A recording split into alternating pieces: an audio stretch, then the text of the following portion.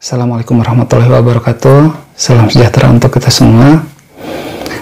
Pada pertemuan kali ini kita akan membahas mengenai bahasa pemrograman PHP dan beberapa sintak MySQL. Nah, yang akan kita pelajari pada hari ini, yang pertama adalah penggunaan cookie di PHP dan cara pemrogramannya. Nah, di cookie itu digunakan untuk menyimpan data website pada browser. Jadi, nanti ketika user kembali ke halaman yang pernah dia buka sebelumnya, maka informasinya dapat diambil kembali dari browser. Selain itu juga kita dapat menentukan rentang waktu penyimpanan data cookie ini agar dapat menghemat memori browser.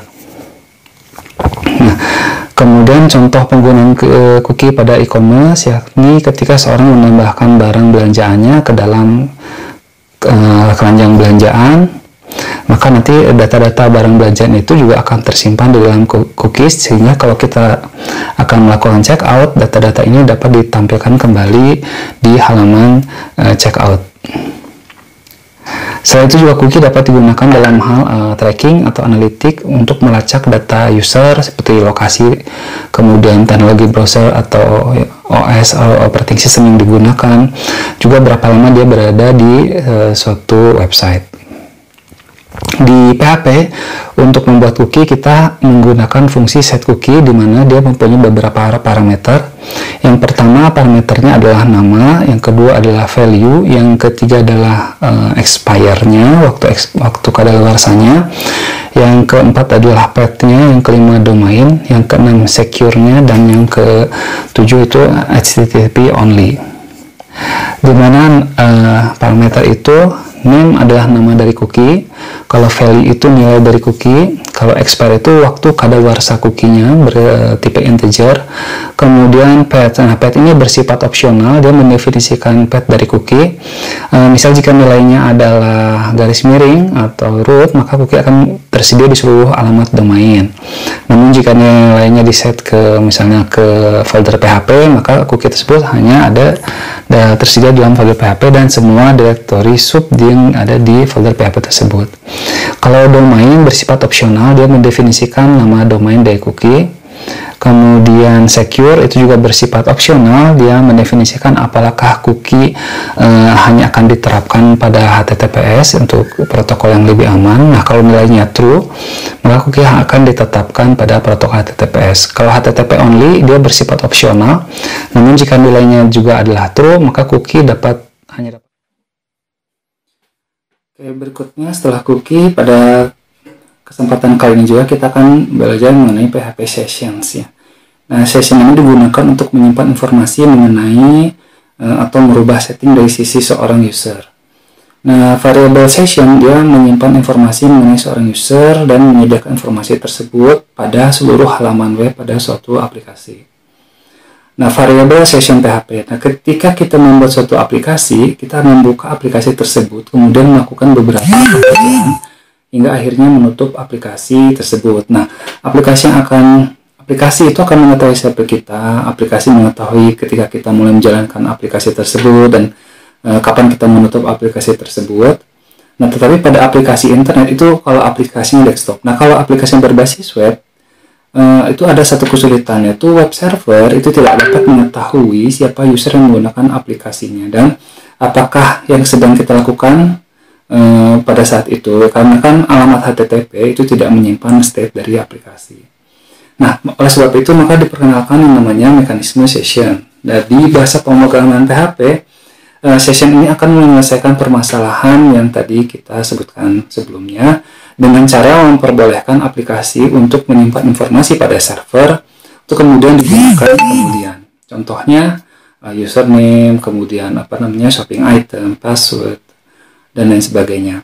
Nah, bagaimanapun juga informasi session ini bersifat sementara dan akan dihapus setelah user meninggalkan website yang digunakan. Nah, jika kita membutuhkan informasi yang bersifat permanen, terpaksa kita memang harus menyimpannya di dalam suatu database. Nah, session itu bekerja dengan cara membuat unique ID atau UID, di mana setiap user dan menyimpan variabel tersebut berdasarkan UID tadi. Nah, UID itu disimpan baik pada cookies maupun URL. Nah, nanti kita akan membuat aplikasi PHP menggunakan session. Oke, sebelumnya jangan lupa untuk like, komen, dan subscribe channel ini agar mahasiswa atau pemirsa tidak ketinggalan dengan konten baru jika ada nantinya. Silahkan, selamat belajar.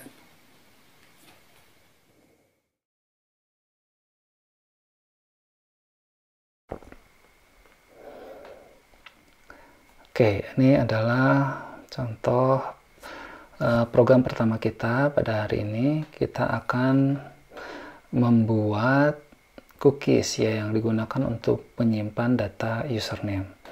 Oke, kita buat di bahasa pemrograman PHP.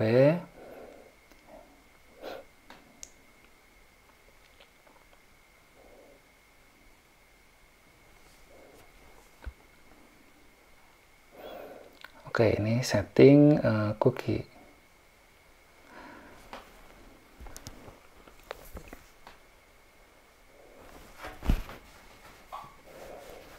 Nah, untuk setting cookie kita menggunakan fungsi set cookie yang parameternya adalah yang pertama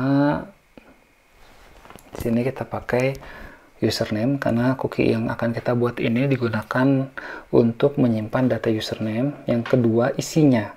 Isi dari cookie username adalah misalnya di sini Teguh Wiharko. Kemudian yang berikutnya adalah expire time-nya atau waktu expire-nya. Di sini kita akan setting waktu expire dari cookie-nya adalah 3600 detik atau 1 jam. Oke, jangan lupa titik koma di belakang statement set cookie.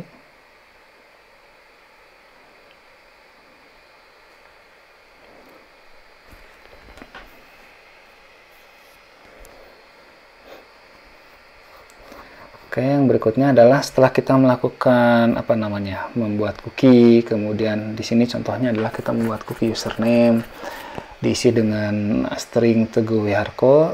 Berikutnya adalah bagaimana cara kita menampilkan cookie yang disimpan tadi. Nah, caranya cukup dengan menggunakan perintah $_cookie yang parameternya adalah nama cookie yang ingin kita tampilkan menggunakan perintah echo.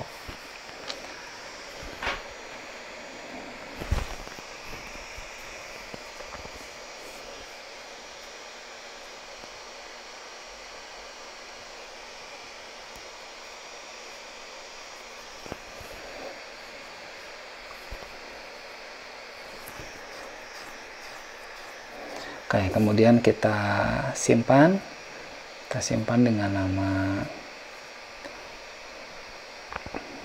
disimpan di, kalau folder di komputer saya ini di folder applications, XAMPP, htdocs, kemudian PHP. Kemudian kita beri nama programnya dengan nama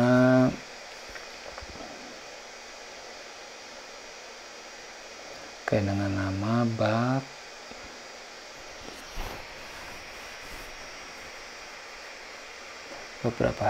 bab 18 cookies titik. Kayaknya tidak boleh ada spasi.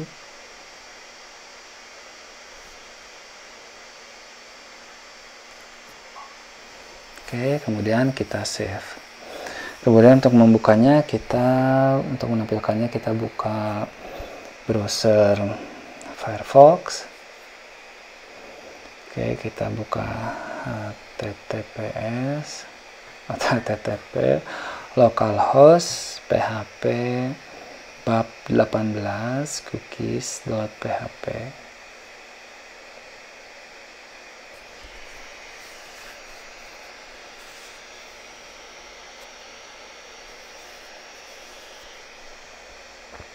Oke, kita enter.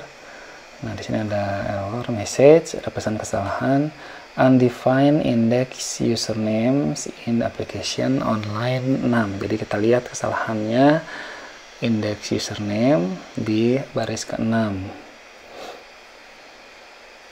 Oke, mungkin kita harus dicek dulu apakah si cookie-nya ini sudah di set atau belum menggunakan perintah if is set cookie.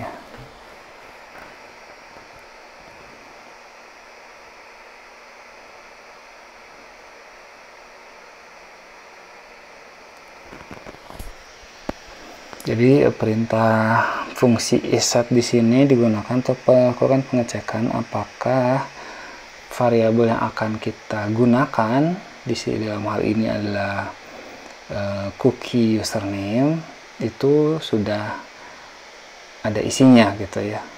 Nah, kalau belum ada isinya maka tidak akan dijalankan, tidak akan ditampilkan datanya, tapi kalau ada isinya maka akan ditampilkan. Oke, ini hanya satu baris saja, if is set cookie username, apakah cookie username-nya ada isinya, sudah diassign oleh suatu nilai. Kalau sudah, tampilkan gitu.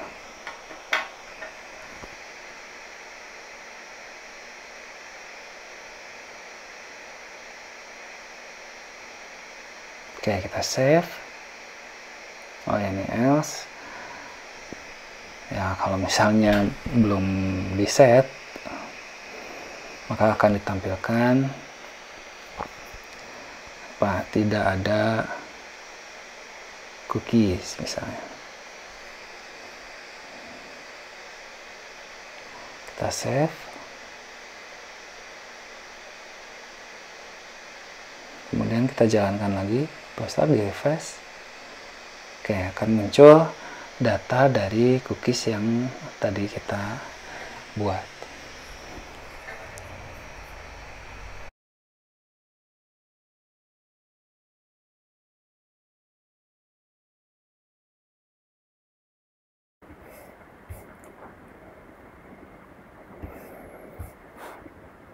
Oke, berikutnya kita akan membuat aplikasi menggunakan session. Nah, bedanya dengan cookies tadi, kalau cookies tadi datanya itu disimpan di browser klien, jadi cenderung kurang aman.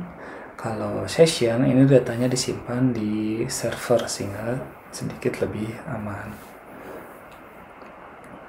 Nah, yang perlu kita kerjakan pertama sebelum membuat session adalah kita memanggil fungsi session start. Nah, ini digunakan untuk memulai session. Kemudian setelah itu kita bisa mulai mengisi session yang kita inginkan. Mungkin kita ingin mengisi session username, mungkin kita ingin mengisi session password, mungkin kita ingin mengisi session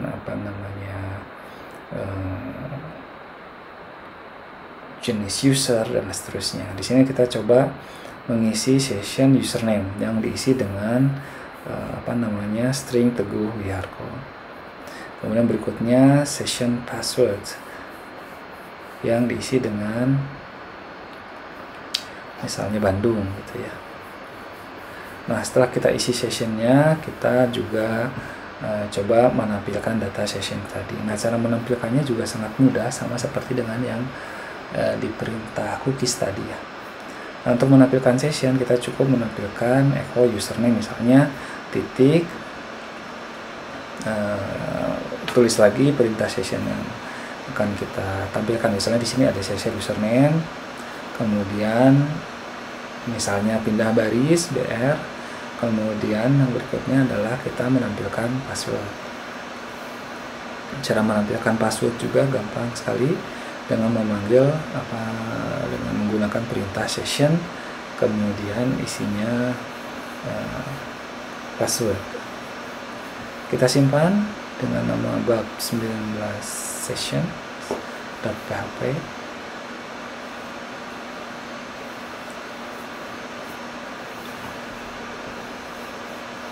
Oke, kita save.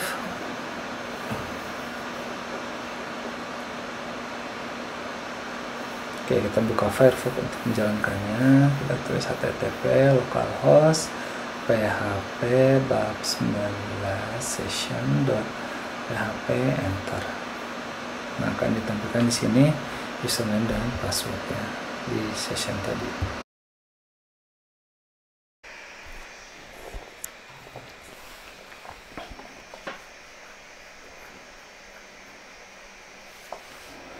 Oke, berikutnya kita akan membuat aplikasi PHP yang digunakan untuk mengirimkan email secara otomatis dari program. Jadi nanti skenario-nya mungkin mahasiswa punya database yang berisi daftar pelanggan, kemudian mahasiswa ingin broadcast email gitu ke para pelanggannya, maka bisa menggunakan aplikasi ini. Sintaknya cukup mudah. Kalau di PHP hanya email, tapi jangan lupa untuk menjalankan program ini perlu disetting mail server di server web yang kita gunakan. Nah, di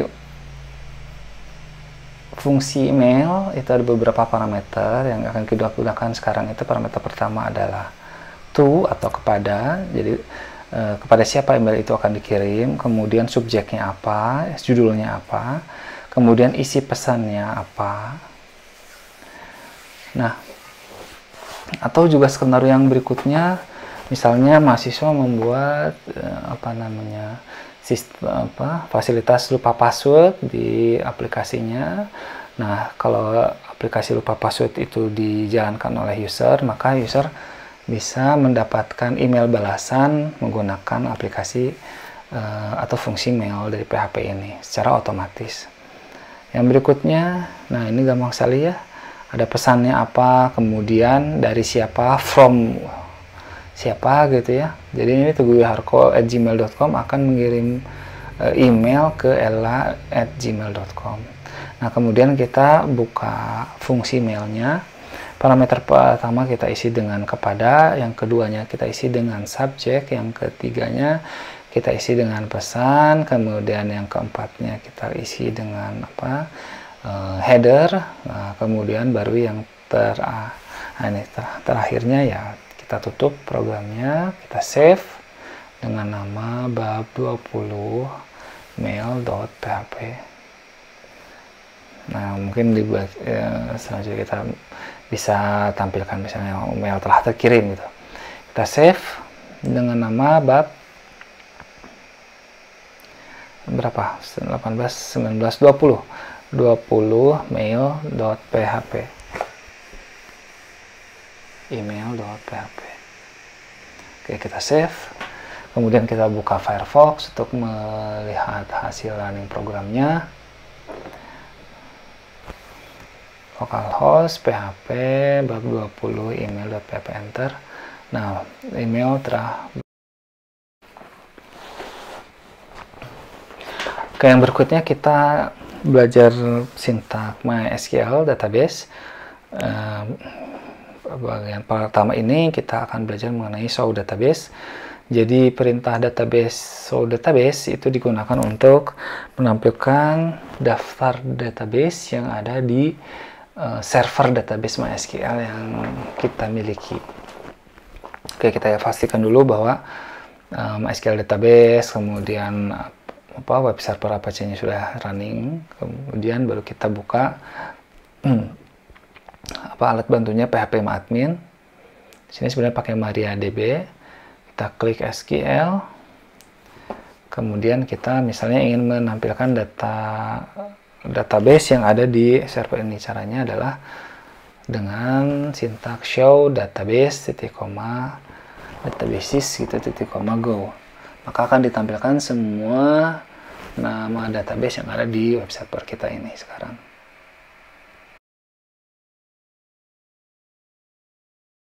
Berikutnya kita akan menampilkan tabel-tabel yang ada di suatu database menggunakan perintah show tables. Jadi aktifkan database dulu, yang akan kita lihat tabelnya, baru kemudian kita ketik perintah show tables.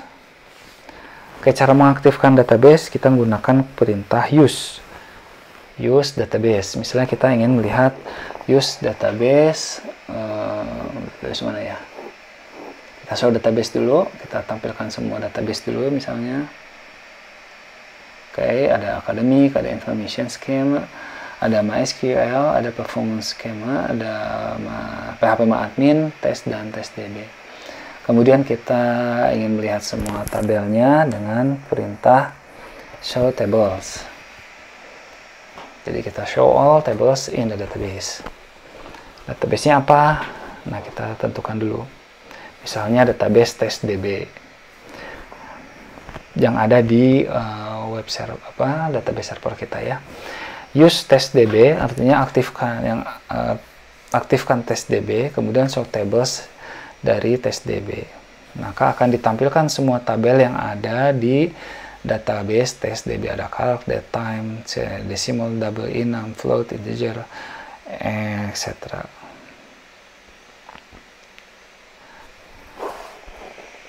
Berikutnya kita akan menampilkan kolom dari satu tabel. Kalau tadi kan kita udah menampilkan database, kita udah menampilkan tabel pada database. Nah, kita ingin sekarang menampilkan field atau kolom yang ada di database. Caranya, misalnya kita aktifkan database-nya di sini academic, kemudian show table, akan kelihatan tabel-tabelnya yang ada di sana. Kemudian kita akan menampilkan kolom yang ada di satu tabel yang spesifik. Misalnya kita show columns from ujian 1.0 go. Nah, ini akan ditampilkan fieldnya apa saja, ada NIM, nama mahasiswa, kode mata kuliah, tipe variabelnya apa, boleh 0 atau enggak, dan seterusnya.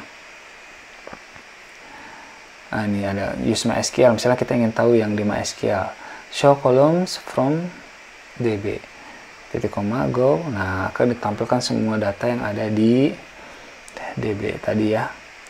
Ada host DB, user, select privilege, insert privilege, update privilege, delete, create, dan seterusnya.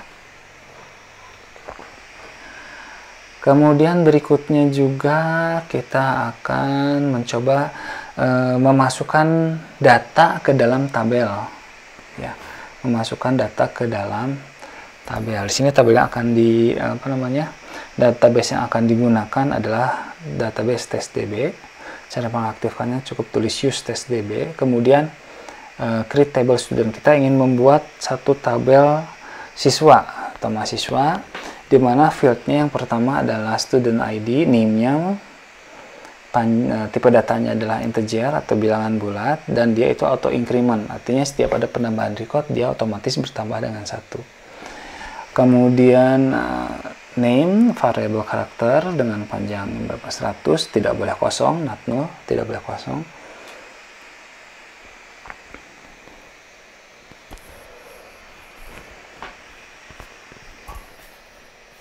Nah, yang berikutnya adalah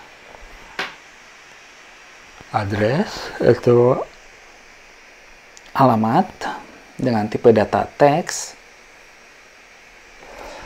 Kemudian birth date atau tanggal lahir, kemudian primary key-nya atau kunci utamanya yang unik kita pilih dengan student ID. Kemudian go.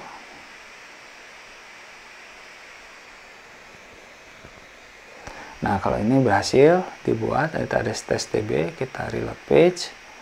Nah, akan terlihat di sini sekarang test DB sudah memiliki satu tabel yang namanya adalah student atau siswa atau mahasiswa, yang isinya ada student ID, name, address, kemudian ada juga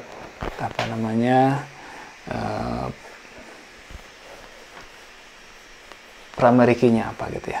Nah, kita lihat di sini kita ingin memasukkan data ke database student tadi. Sintaknya ini insert into student value. Jadi insert into nama tabel yang mau diisi apa, kemudian values. Nah, Kalau di sini berarti semua field pada tabel student itu harus dimasukkan. Nah, khusus yang pertama itu kan student ID tipenya auto increment, maka kita bisa isi dengan 0 karena dia otomatis akan bertambah setiap kali data diisi. Yang kedua ada James Bond, misalnya yang ketiga itu alamatnya di Sumedang, kemudian tanggal lahirnya 98 misalnya. Kemudian kita klik go. Oke, satu row efektif sudah masuk datanya. Kita bisa lihat dengan perintah select all from student.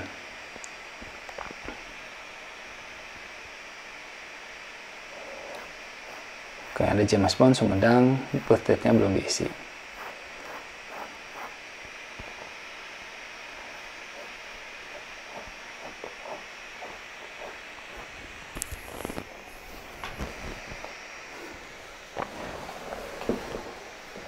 Oke, kita lihat user, kita masukkan lagi data yang lain, insert into student value 0. Nah, ini yang pertama datanya misalnya James Bond, kemudian alamatnya di Bandung, kemudian tanggal lahirnya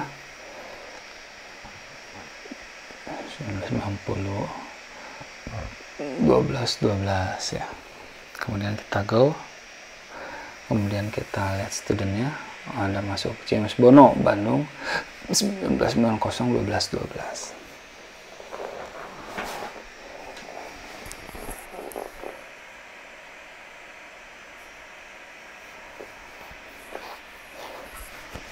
Oke, kita coba lagi mengisi sebagian data saja yang ada di field student, jadi tidak perlu semua fieldnya kita isi. Nah, ini caranya, setelah nama tabelnya kita isi dengan field yang mau insert di input gitu ya. Misalnya di sini ada name dan address. Nah, maka value-nya yang pertama itu otomatis masuk ke name, dan parameter yang kedua di values itu otomatis masuk ke address. Oke, kita lihat di sini. Nah, ada James Bond yang paling bawah itu James Bond Jakarta, tapi tidak punya birth date, dan it's okay.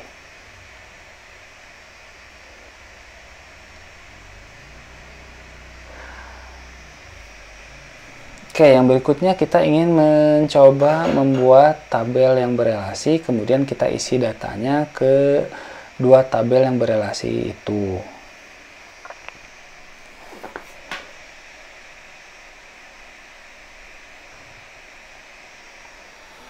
Oke, datanya akan kita masukkan ke database testdb. Nah, pertama kita akan create table, membuat tabel misalnya employee atau karyawan.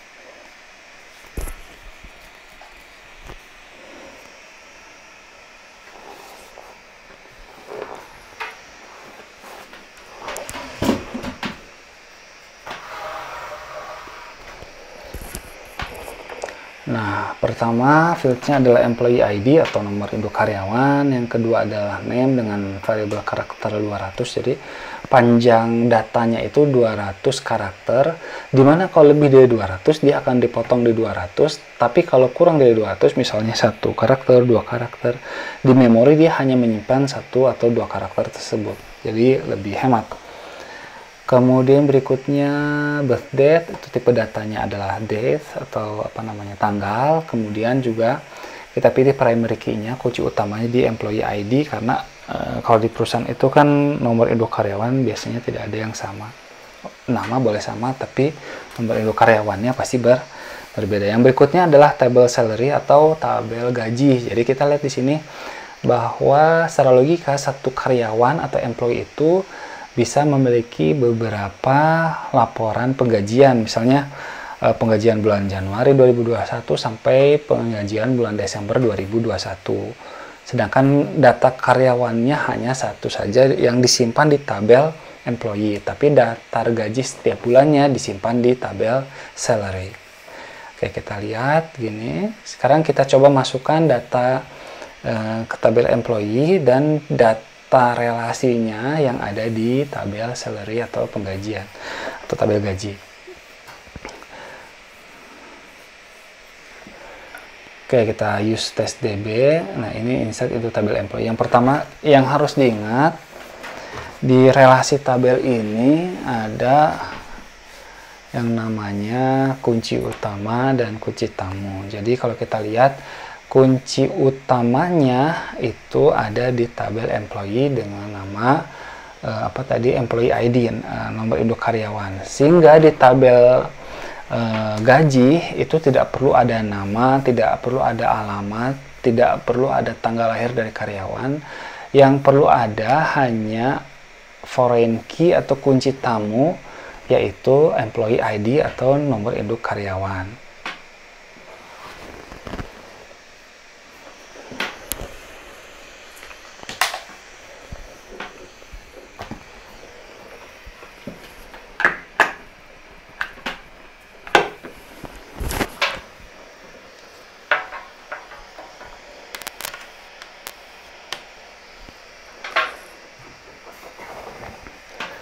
Oke, cara isinya insert into employee. Misalnya kita akan mengisi karyawan yang namanya Andi dengan nomor induk karyawan atau employee ID 001 dan tanggal lahirnya 1 Januari 2000. Kemudian setelah itu kita isi tabel gajinya dengan 3 data tabel gaji Andi ini ya. Kita lihat di sini 01, 02, 03 itu adalah salary ID, misalnya bulan Januari, Februari, Maret gitu. Yang berikutnya adalah foreign key-nya, yaitu berisi dengan employee ID atau nomor induk karyawan dari Andi tadi. Yang berikutnya, yang ketiga itu 5.000, 6.000, 7.000 adalah gaji Andi per bulan tertentu misalnya. 1 itu misalnya merujuk ke Januari, 2 itu ke Februari, 3 itu ke Maret. Dan misalnya 5.000, 6.000, 7.000 itu mungkin dalam mata uang dolar gitu ya. Yang berikutnya kita buat AMI atau ANI ya, ANI ya dengan nomor induk karyawannya 002, tanggal lahirnya 1 Februari 2000. Nah, kita punya 2 data penggajian untuk ANI ini di Januari dan di Februari. Yang harus dilihat di situ, kita lihat yang di kedua di foreign key-nya. Untuk ANI berarti foreign key di tabel salary-nya pasti 002. Sedangkan untuk Andi itu 001. Kemudian yang berikutnya lah kita buat 3 contoh. Employee-nya yang ketiga adalah Adi. Yang harus diingat di relasi ini, setiap primary key atau employee ID tidak boleh ada yang sama. Insert into salary value. Oke, di sini Andi punya 3 data gaji, Andi punya 2 data gaji, dan Adi punya 1 data gaji. Oke, kita jalankan. Nanti kita lihat di sini employee-nya ada Andi, Ani, Adi, salary-nya juga sama.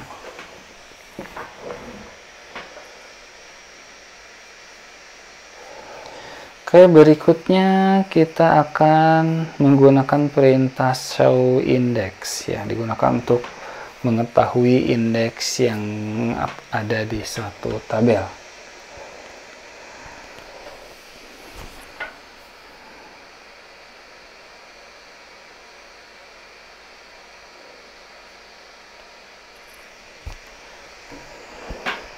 Oke, misal kita ingin melihat data semua karyawan, ada Andi, Ani, Adi, Amin, ya kalau di sini. Kemudian show index from employee, ya, kita ingin lihat indeks yang ada di employee. Nah, di sini ada satu indeks yang namanya employee ID, tipe datanya adalah primary key. Ini kita coba tampilkan semua data di tabel employee. Select all from employee. Kemudian kita coba masukkan data ke tabel tadi, tabel employee. Di sini kita menggunakan perintah insert ignore. Biasanya kan insert into ya. Kalau insert ignore berarti kalau ada data yang sama primary key-nya, maka tidak dieksekusi programnya kita. Tapi kalau yang tadi insert into itu akan dieksekusi dan biasanya mengakibatkan pesan kesalahan. Kalau insert ignore Maka kalau datanya ada, jadi dicek dulu dia, oh data dengan primary key ini ada nggak. Kalau ada, berarti tidak perlu di input. Kalau belum ada, maka akan ditambahkan ke tabel. Nah, ini insert ignore into employee values 005, misalnya James, tanggal lahirnya 1 Mei 2000. Nah, dia akan tampil di sana. Misalnya kita buat lagi insert ignore into employee, kita ingin memasukkan data karyawan lagi, misalnya yang sudah ada misalnya.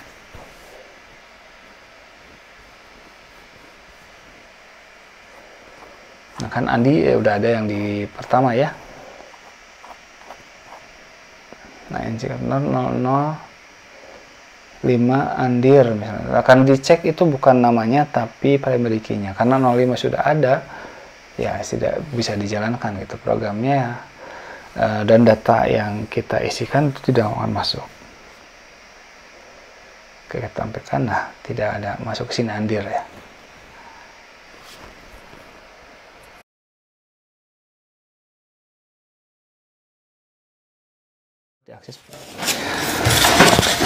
Ya, demikianlah materi-materi pada pertemuan kali ini sudah selesai kita kerjakan. Ya, untuk mengulas kembali, pada hari ini kita membahas mengenai bahasa pemrograman PHP. Yang pertama penggunaan cookies, yang kedua penggunaan session, kemudian yang ketiga bagaimana cara kita bisa mengirim email secara otomatis dari program. Kemudian juga selain itu kita sudah belajar beberapa sintak database MySQL. Yang pertama itu show database untuk menampilkan database yang aktif di server database MySQL kita. Kemudian show tables digunakan untuk menampilkan tabel-tabel yang ada di database, di suatu database. Kemudian yang berikutnya adalah show columns from table, yaitu digunakan untuk menampilkan field-field yang ada di suatu tabel. Kemudian yang keempat, kita juga belajar sintak insert into table gitu. Jadi kita bagaimana cara memasukkan data ke dalam tabel di suatu database. Kemudian juga kita belajar mengenai insert into related tables. Jadi bagaimana cara kita mengisi data ke beberapa tabel yang berelasi. Kemudian terakhir kita belajar mengenai sintak show index. Itu menampilkan indeks yang ada di satu tabel. Oke, jangan lupa untuk mengerjakan tugasnya yang ada di e-learning.